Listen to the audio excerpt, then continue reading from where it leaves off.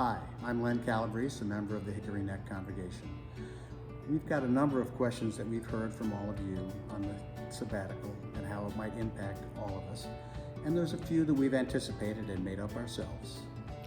This video will answer a few of those questions, but if you think of questions as we join in conversation, feel free to leave them in the comments of this video or send us an email and we'll feature your questions in upcoming videos.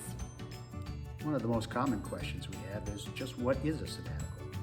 A pastoral sabbatical, at a minimum, is an extended amount of time where the pastor is away from the congregation doing intentionally renewing activities.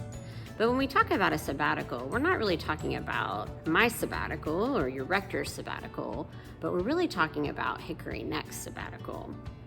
So why do we make that distinction? Well, we make that distinction because a sabbatical is a mutually renewing experience for both the pastor and for the congregation. And so that's why we call it Hickory Neck's sabbatical. What makes pastoral renewal good for congregations? The thing we need to remember about sabbaticals is that sabbaticals are for healthy congregations and healthy pastors working together. Burnt out pastors and congregations in conflict really need different kinds of intervention than a sabbatical. But we know that pastors spend a lot of time doing internal and taxing work and need times of refreshment and recharging. Meanwhile, congregations also need revitalizing and refreshment even in the midst of health. The idea is that the stronger the sabbatical for the pastor, the better the sabbatical for the congregation, and vice versa. Why is it that just the priest gets a sabbatical? Well, for up to me, it wouldn't be just priests who get sabbaticals, but everyone would get a sabbatical. That's why the planning that we're doing around the congregational sabbatical is so important, because we want the congregation to feel just as refreshed and renewed as the priest does when they return. Is a sabbatical just really a vacation? I realize a lot of the activities that are a part of a sabbatical may look like vacation time, but the difference is around intent. Sabbatical is meant to renew the heart and ministry of a pastor so that they might have long-term ministry benefits for the pastor and the congregation. How in the world are we going to survive without a rector? The good news is you're going to be just fine. A sabbatical really is a great opportunity to begin to see what the gifts and talents of individual parishioners really are. The other piece of good news is that we now have 2 associates who are really going to support us during this time, offering pastoral care and leadership, but mostly enabling you all to make a thriving sabbatical for yourselves. Now, is Jennifer going to leave after she finishes this sabbatical? Well, at the heart of this question, I think, is a little bit of a fear and anxiety around what happens after the sabbatical. One of the things you need to remember, though, is that sabbaticals are for healthy congregations and priests. Part of our agreement with this sabbatical is that I will stay on as your rector for at least another year after the sabbatical. But remember, sabbaticals really are meant to renew and refresh us so that we're ready for the next phase of ministry together. Will the sabbatical still happen if we don't get the grant? A lot of our sabbatical activities are low or no cost activities.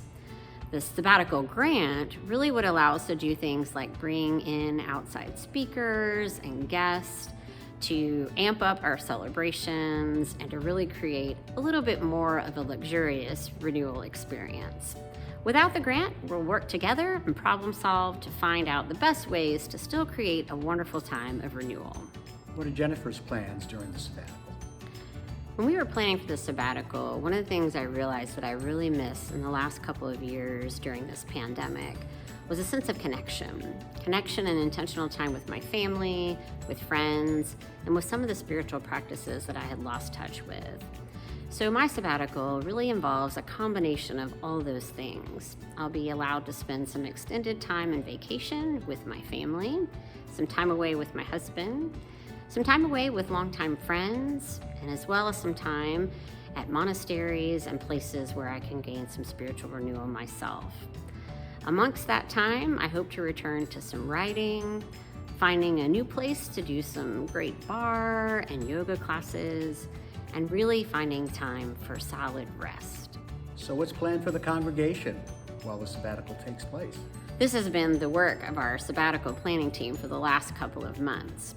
There certainly are a long list of ideas, from everything to a living library, to writing a memoir, yoga classes, movie nights, you name it.